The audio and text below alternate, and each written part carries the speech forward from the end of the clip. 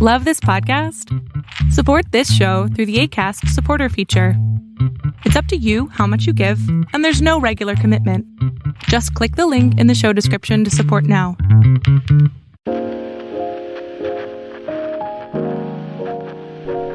Welcome to the True Wealth Podcast, where we discuss the well-being of a Christian business owner and the different facets of growing a business, all from a Christian perspective. Welcome to the True Wealth Podcast. I am your host, Shewande Emi. Thank you very much for joining us once again. Today we have a very special guest for you. He's an author, 3 times author. He wrote the book True North Business, Principled Profits, Outward Success. It's an inside job. And his latest book, The Freedom Paradox, is Unbridled Freedom Dividing America. But today, the main book we're going to talk about is his book, Principled Profits. Outward Success is an inside job. I picked up that book and I couldn't put it down. I went through it in about, maybe 4 days. And his name is Bobby Albert. Bobby, thank you for joining us on the show today. How are you doing? Well, I'm doing great. It's a great day, and I look forward to visiting with you, and it's a pleasure to be on your show. The pleasure's all mine, Bobby. So tell us a little bit about yourself. Well, I got into this business. Actually, I was very fortunate that when I was a little kid, my dad started a furniture reupholstery and a refinishing business back in 1938. Wow.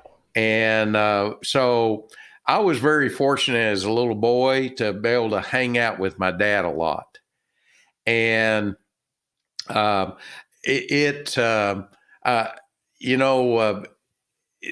remember the first time he let me go out on a job.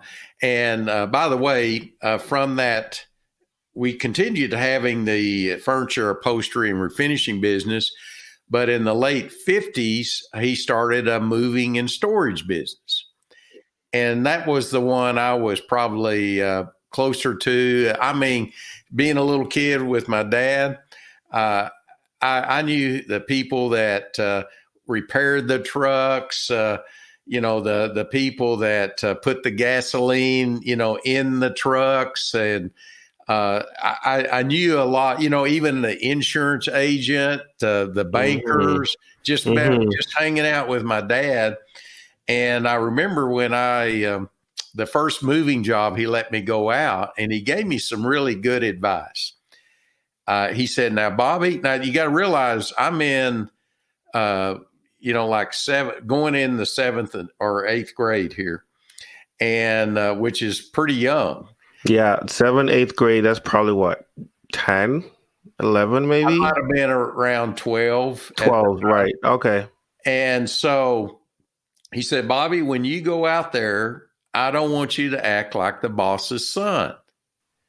Well, I tell you what, I don't know how, but as a kid that age, I don't know how I clearly understood what he meant by that. And so from that day forward, when I went out on a job that he let me go on at that young age, I took on the servant, role. And I did everything I could. I would run between the truck and the house and the house and the truck. I would do all the kind of jobs that nobody liked to do, in the moving service. They used to call me an automatic pad folder. Did I like it? No, but I was there to serve the crew there.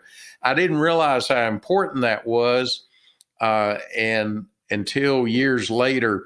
And what occurred is, when I was 20 years old, I was very fortunate to graduate from college at 20 years old. I finished in 3 years, and I went to the local university where our family, where I grew up, and those kind of things. So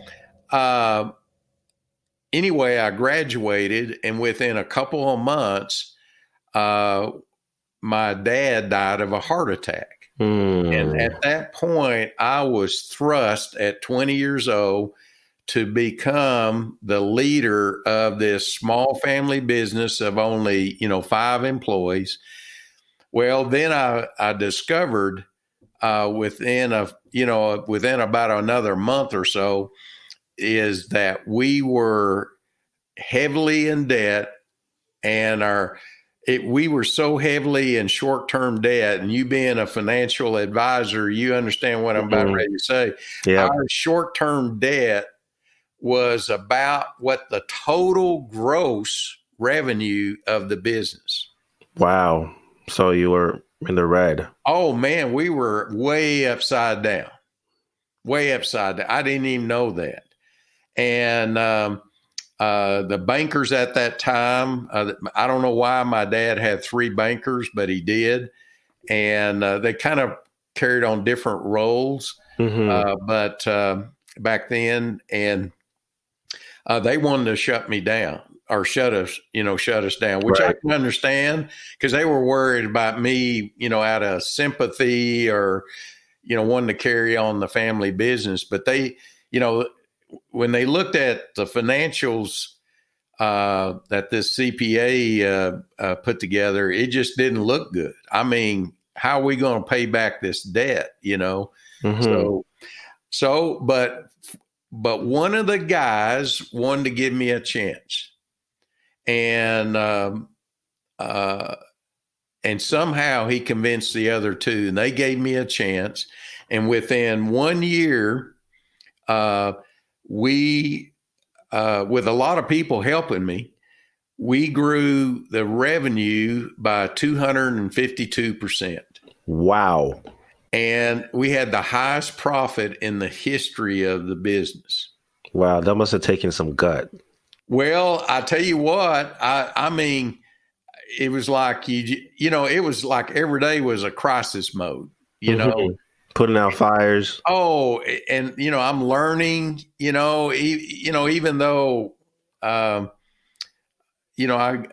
university, I had some business courses and things like that, but it's nothing like being put into the fire, And there's all kinds of other stories related to how the employees jumped in to help me, even took pay cuts. I sold my personal car so I could draw down some of the debt. And one of the guys picked me up every day at my house and drove me to work in the morning and then took me back home. He did that for about 2 years, So the employees, I think they were so willing to do this. I think a lot had to do out of respect for my dad, but I think I had earned their respect going back when I was that little boy, because a lot of these 5 employees, a lot of them were there, when I was that little boy. And they saw my work ethic, and they had the confidence that I could pull this thing out. And so, but our company from that point just kept growing until I sold my company to a publicly traded company with over 150 employees. Wow. And we instead of being just a local business, 99% of our business was outside of the city I was living in. And it was even internationally in scope. So, anyway, that's kind of a little bit about me.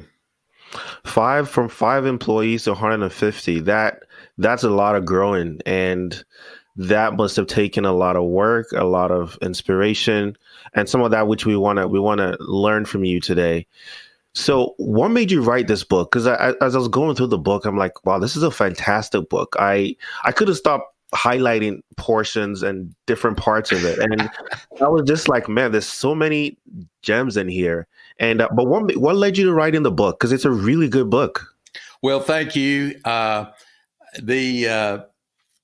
when I sold my company, that company who were led by Christians, they blessed me financially, and I mean, I'm taken care of for life. So, but I tell people I'm living my second half of life. I don't have to do what I'm doing. I don't even have to write a book. But I'm just driven. I'm not going to go to the beach and just sit there and look at the water, as beautiful as it is. It's not in me. And so I've got to keep going.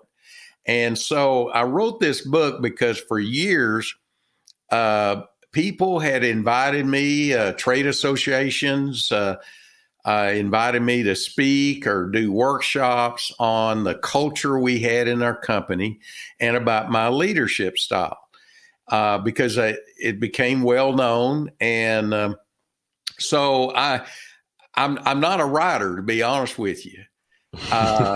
It's good that I've got somebody that can take you. You can probably tell I'm from Texas by my accent, but yes, I can.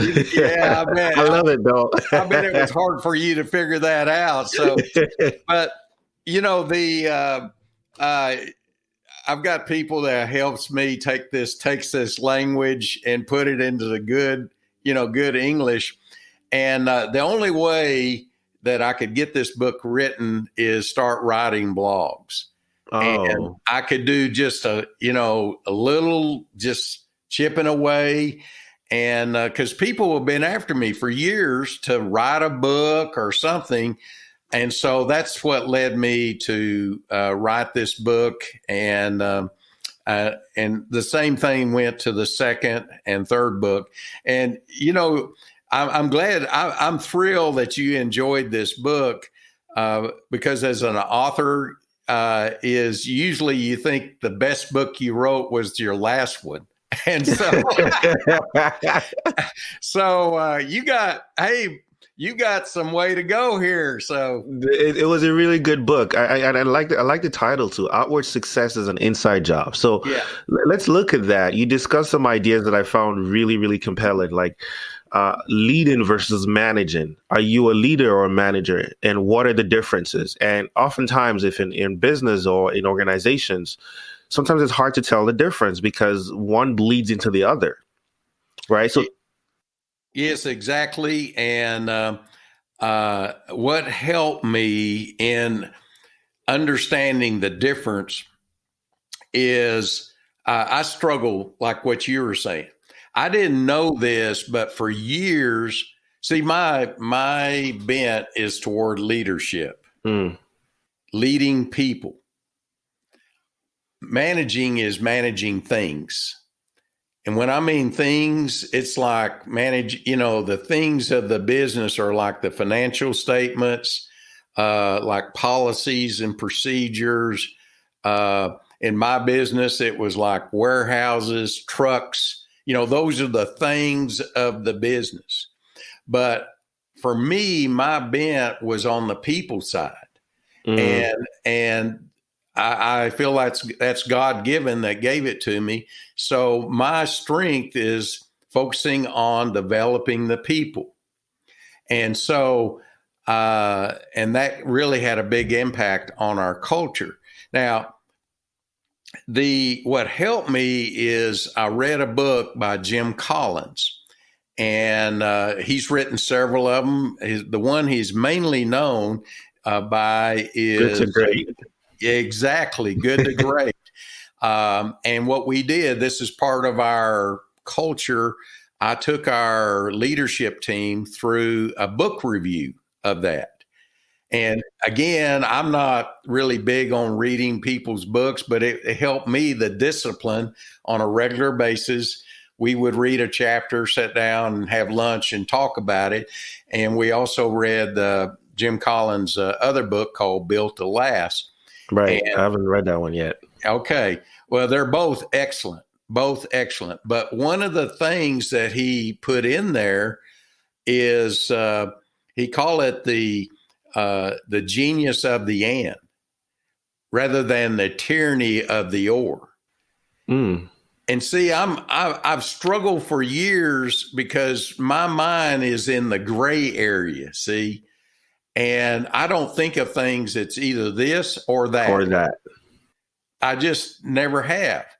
But I struggle because everybody kept saying, well, it's got to be this or it got to be that. Well, I was always struggling with it. But when Jim Collins, that's one of the things in his books there, is the genius of the and, that helped me settle on this leading and managing. Managing. Yeah. But it's not either or. Mm-hmm.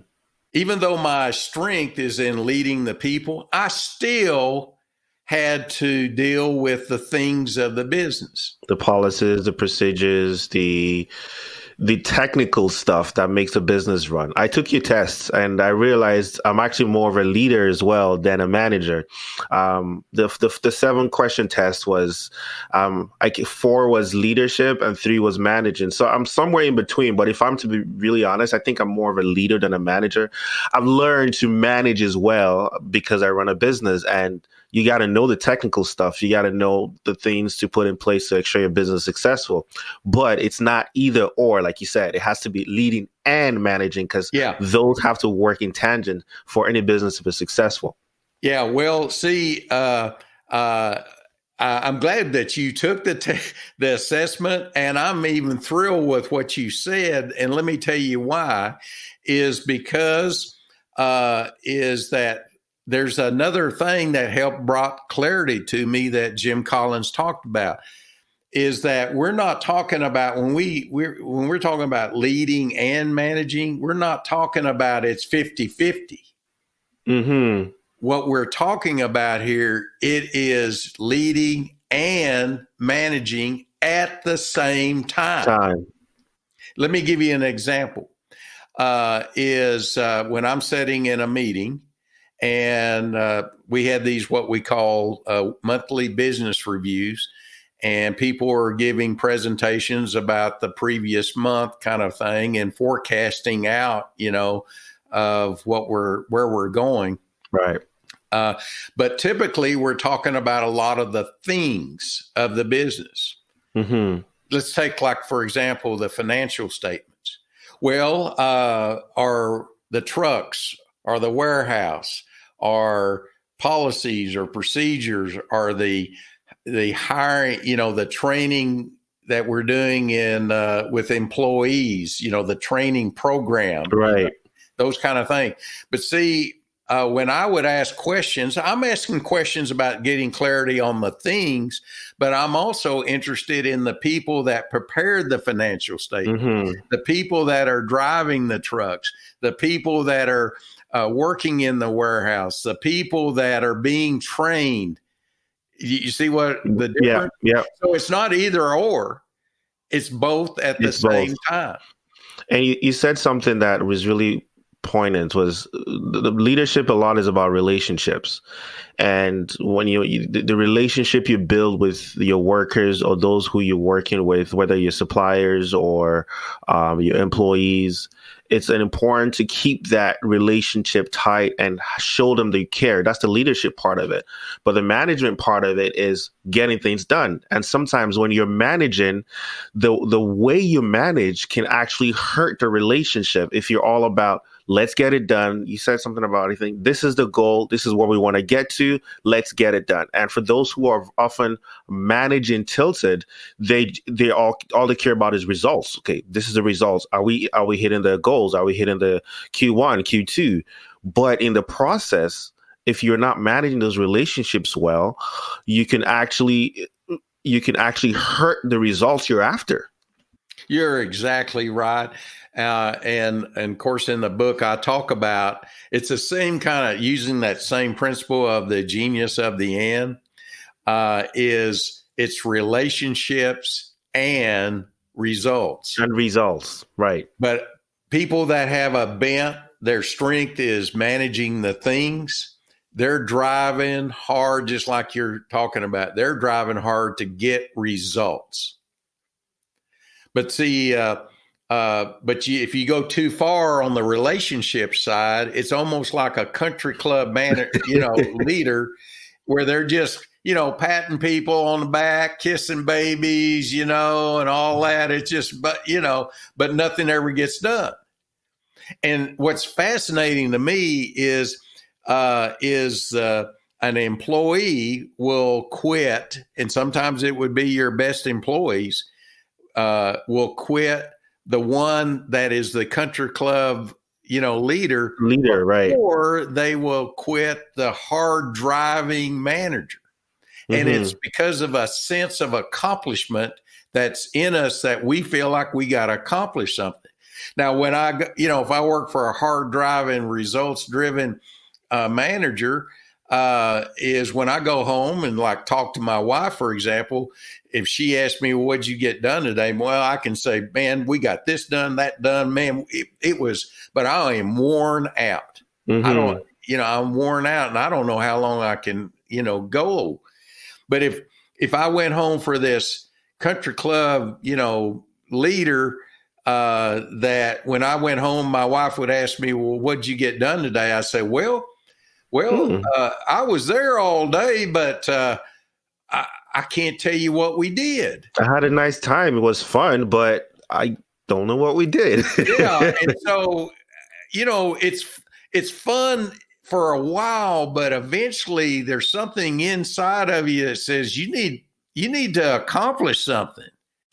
You said something that employees and those you work for love challenges, because it's the challenging, the managing part that inspires, because they feel like there's a sense of accomplishment. We're hitting our targets, we're hitting our goals.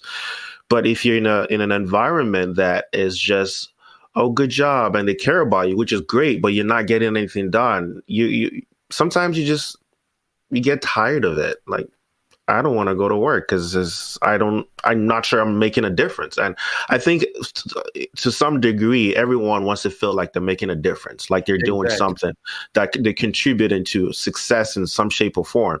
But if that's not happening, if leadership overshadows the managing part of it, then there isn't a lot of accomplishment. So it is relationships and results. And the way you drive those results, which goes to the other part of the book you talked about, was process and content. And that was an eye opener for me, because I'm all about process. These are the things that need to get done, and these are the steps to do it. But it's important to go through the way you arrive at the content. The journey there is important as well. Talk to us about that. Boy, that's a good point. And there's a lot to learn there, because we're so focused on what we want to say and do. But it's not either or. It's the genius of the and. It's how you say and do it is the key. So it's not either or. You still need a what. You need a what before the how. So again, it all relates to leading and managing, to relationships and results. Is process and content. And I hear those words. It's a little confusing at times, but process has more to do with the people side, and the content is more of the things, the whats. And let me give you an example, and it took me a while to learn this. Let's say, because when I'm doing a workshop at a place of business, and what I did in my own company, if I was leading the workshop and I'm trying to engage the employees, I would have these table discussions. And I'd create a high quality discovery question for them to discuss at the table. And then we'll come back and report, and I'll record it on a flip chart. Well, if a typical manager, for example, that's thinking about the things, their real conscious of the things that are going on to the flip chart. Right. Because that is a thing. Mm-hmm.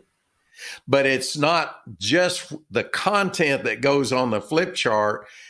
The big thing is the discussion that took place around the table and the engagement of the employees. Mm-hmm. It's so powerful. Yes. Because you raise this awareness of understanding why we're talking about this. Mm-hmm. And people, that's where they get inspired. That's right. That's where, when they understand why, because of that discussion, and you as a leader made that happen, that table discussion is the process. It's how, and the content is the what that went onto the board flip chart. Yeah. Right. And now, guess what? When those employees now, because it came out of their own mouth, and we usually, when we say things out of our own mouth, it's like we're behind it, right? That's right. So you can imagine the engagement at the table and the engagement with me as a facilitator with those people at the tables. And there's a skill at how to do that. But guess what? When it gets ready to implement the content, the people are fired up to do it. Right, because they were involved in the whole process, right? Exactly. It's one thing as a leader when these are the goals, these are the things we want to accomplish, and here, let's figure out how to do it. But if you are as a leader, you're engaging your workforce, your employees right from the get-go. These are the things we want to accomplish. But now, because you're the ones on the front line, what do you think, or what are some of the things that we can do to get this from this goal line to the other line? And so because they're involved in bringing up these options or there's ways to do it, when it goes on the board, because they were part of that, then there's a higher chance that the things that are going on the board actually get done, because you're no longer just barking orders. Yes. Yeah. Well, hey, the last thing you said is the way most leaders behave. Because, hey, Bobby Albert did this for a while. When I got an idea, guess what? Before I even talked to anybody, I came up with all of the questions that need answers. I would do on my own, all the research, come up with all of the answers. Then I would go to our leadership team, and it's like, guess what I've done for you? And it never went over well. And it took me years to figure out why is this good idea is taking sometimes not only months, but sometimes years to implement, because it was always Bobby's idea. It wasn't their idea. And they're not near as excited to implement Bobby's idea when they had no input. No input whatsoever on it. Yeah. Well, I tell you where the big aha was. A guy that mentored me for over 20 years, he did what we would call today a 360 evaluation on me.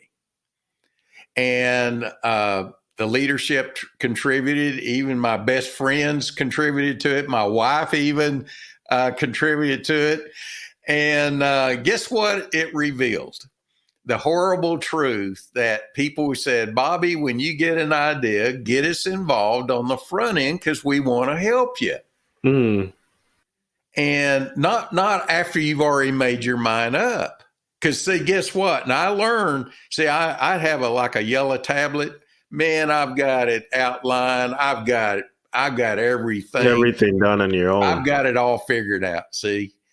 And I learned not to, if I got an idea, is not to write anything down until I talk to our team. And so, because I needed that discipline, because as soon as I start writing, it's like it's over with. I've made my mind up, see? So, when it was revealed to me from this 360 evaluation, I mean, to be honest with you, at first when I heard it, I got mad. And I mean, I could think of all kinds of excuses like, well, they don't understand me. They don't appreciate all that work I did for them. You know, I mean, I went through all that, and thank goodness I had a night to sleep on it. And I woke up the next morning and I thought, you know what? All these people I don't know who said what, you know, it was confidential, but they gave honest answers, and they really wanted to help me. And I'd really need to listen. And so I went to them and the leadership team, and I said, look, this is the results, and this is what I've learned from it. And I'm sorry that that's the way I've behaved, you know, for years. And so it was a big aha for me. One of the mistakes leaders make is when we have these ideas, especially when we're no longer involved in the nitty-gritty of the business, right? You have staff and you have people working and who are in touch with the customers. Oftentimes leaders, we can get these big visions of here are the things we want to do, and here's what I think or how I think we can go about it. But sometimes those on the front line who are communicating and having conversations and talking to the customers could have their own ideas of how these things can get done.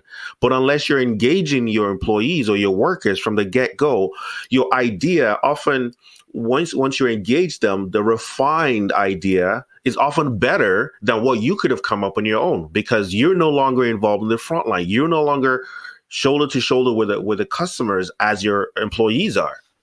Yeah, that's exactly what I found out. Now it took. Hey, you got to realize once I had this aha, it took me a little while to figure it out what I needed to do.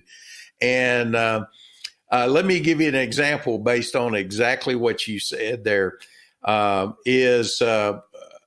we needed to buy some new trucks, and when you get the size at that time, the size of the capital expenditure, guess what? The guy at the top organization needs to be making that decision.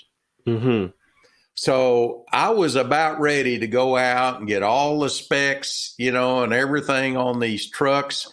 And it was going to be I still haven't learned this yet. See, it's like I'm going to deliver the trucks, and it's going to be another one of those. Look what I've done for you. They're going to be so happy. We've got new trucks.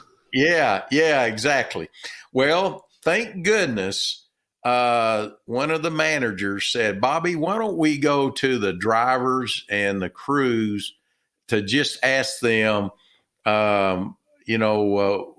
about suggesting what we ought to do. Well, at first I was thinking, well, we don't have time for that. You know, we're paying them money to, you know, they need to be out on a job. You see what I'm getting at? That takes a lot of time. Yeah, that takes time. Well, he convinced me to give it a try. Well, I tell you what shocked me. And this has been, a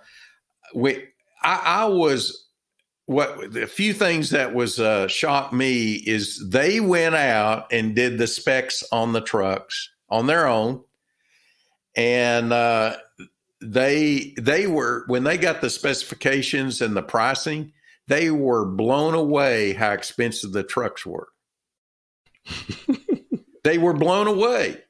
And not only that, they were so sensitive at how expensive the trucks were. And this was back in the days before iPhones and iPods, and where you can just find information at the tip of your fingers, right? Yeah, so the only, music was always a big thing. And the only music they could get was in the truck listening to the radio. And guess what? On their own, they came back with all their specs and their proposals without a radio in the truck. Now, just like today, music was like these people's lives. Right. And for them to sacrifice that meant a lot to you as a leader. Well, guess what? What if I said we're spending too much money and I took out the radio? You can understand. I can understand how that would, as an employee, I would feel about that, because he's not He's not going on the strips with us. How could he take out a radio from a car? How can he doesn't understand the job we do is hard enough as it is. So Yes. why would he do that? And you create a culture that is, you're not in tune with your employees and what they need. Exactly. And guess what? Prior to this, when we finally got the new trucks delivered, we put on, new moving van pads, some people call them blankets, new equipment. It was like everything was new. Guess what? Prior to that time, I would constantly be talking to the employees about folding their pads, keep their truck, their equipment, tied up to the wall, clean out your cabs with the lunch that you ate and the Coke can that's rolling underneath the seat. You know what I'm talking about? I do. Put your feet up on the dashboard. You know what I'm talking about? Right. So I spent years trying to, help these people to think it's better to do this. Guess what? Because they were involved in that decision, I tell you what, when a truck came in the yard, the pads were always folded. The equipment, they took care of it. The dollies and stuff were always tied off against the wall. The truck, the cab was always cleaned out from, and guess what? The driver would never let their helper put their feet up on the dashboard.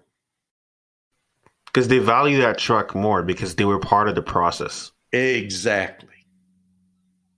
Isn't that amazing? That is amazing because it's the little things that we do that makes a big difference in the environment and the culture you create in your organization and getting your employees involved. Now, it doesn't mean that you abdicate making the tough decisions or the tough choices or directing the where the organization is going, but involving them this is the vision.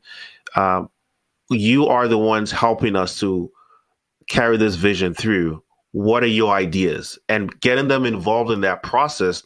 I mean, that's a very classic example. That creates a team, a camaraderie, an environment where the employees feel valued because he actually asked us. And by doing the research themselves, they realized, wow, these trucks are expensive. So choosing to forgo the radio, something that could have been a bone of contention or acrimony became something that they willingly gave up because they understood the cost to the business. Well, guess what? I knew how important that radio was to them.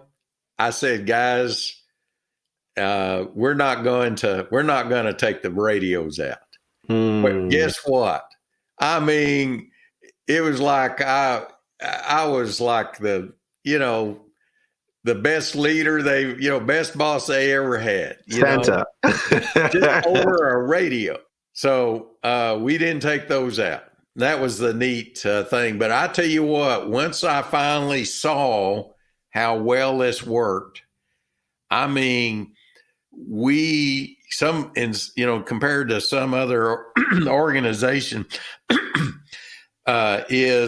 we went full over where employees, no matter what level they were heavily involved in the decision-making process. And I learned very clearly is before Bobby Albert makes a decision, and at the beginning of the decision-making process, that I engage employees and the ones that are being engaged, I ask myself 3 questions.